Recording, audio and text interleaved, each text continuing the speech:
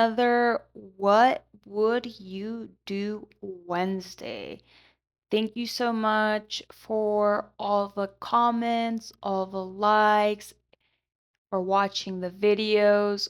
I really appreciate you guys. I hope you have been enjoying the videos. I've been really enjoying making them, so hopefully you guys are enjoying watching them. If you don't, let me know what you would like to see differently. Comment below. Comment below what type of bicycle you have and everything like that. But anyway, I have two what would you do questions that I happen to have during these rides that I did not too long ago. They happened in different days, but I want to know from you guys, what would you do in this situation, right? So I'm going to show you a clip here in a few seconds on the type of road or like the environment the road was. And I decided to just go through the water, but what do you guys usually do when you see something similar like this? Here, I'm going to move the clip over. So here we are.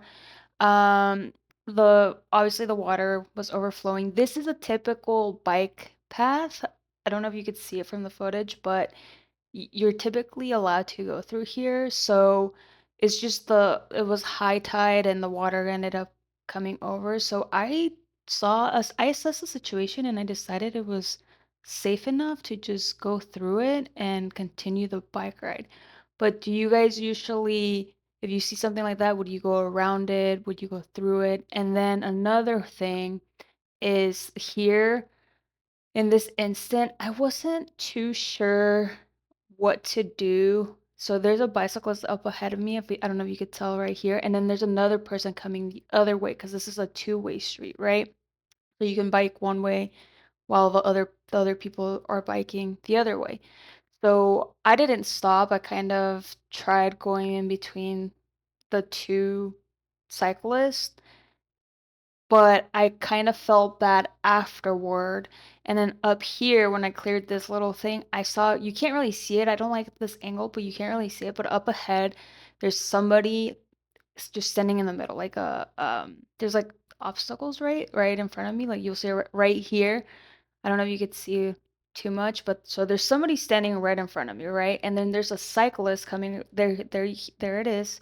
There's another cyclist coming, and they were kind of slow. I don't know if they were kind of on the edge to kind of let me go, but I just felt bad from just the few seconds ago, the other interaction. So I decided to, slow down and hopefully let the other person pass before I pass in between the two obstacles. But I don't know. What do you guys usually do? I ended up leaving the bike path because there is a bike lane. As you can see, to the right is a bike path, and then I'm on the bike lane here.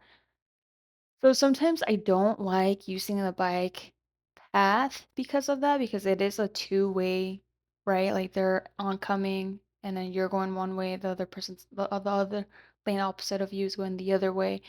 And sometimes it causes, depending on what the bike path looks like, it could cause a lot of issues, right?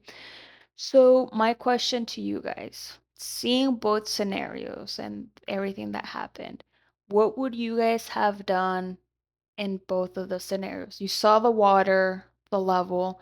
Would you have slowly crossed like I did and still maintain that same route and then just slowly roll through it? And I can bring back the clip here, or I'll just overlay it so you guys can review the, the video again. Or would you have gone a different route? Would you guys have seen the water? There is another route that I could have taken. It would have taken me another, I don't know, like 20, 30 minutes to go through the other route, but I decided it was decent enough to not have to go the other route. Um, I think if it would have been even higher, then I would have turned around and gone another way, but I thought it was decent enough to where I didn't need to do that. But yeah, I want to know what you guys would have done on the water level situation.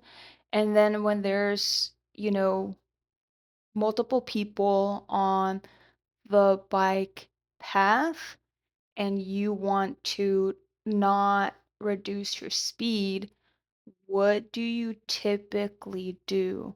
Do you just slow down, stop, let them pass you, and then you can pass the person in front of you? Or do you just mm, try to safely go in between if there's enough space? What would you have done? Comment below on what would you do in both scenarios, please. I want to be a safe cyclist. I don't know if what I'm doing is correct. I'm still very new at all of this. I know I don't want to become another problem in the cycling community. I want to be able to be safe and not cause more problems. But yes, let me know what you would have done, why you would have done that instead of another thing.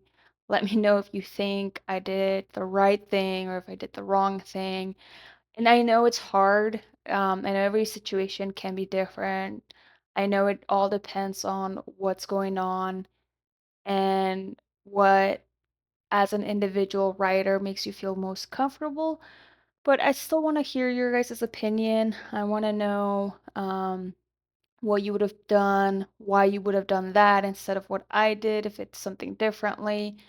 Um, but yeah, let me know, comment below, and if you would want to see something different on the videos, let me know as well. I love sharing my bike rides and I love this camera because of it. But if you're not enjoying what I'm providing, comment below. Let me know if you would want to see something different, a different angle, different type of routes. This is just things that just happen to me during these specific rides. So this is why I wanted to create this channel because these things happened to me, but before I didn't have a camera, so now I can share it with you guys, and I want to hear your guys' opinion. But yeah. So comment below, comment what type of bicycle you ride, and if there's anything different you would want to see, or if I'm doing something maybe unsafe or something quote unquote incorrect that you think I should maybe do differently, please comment that as well below. And I can't wait to hear from you guys. Thank you for watching. Till next time.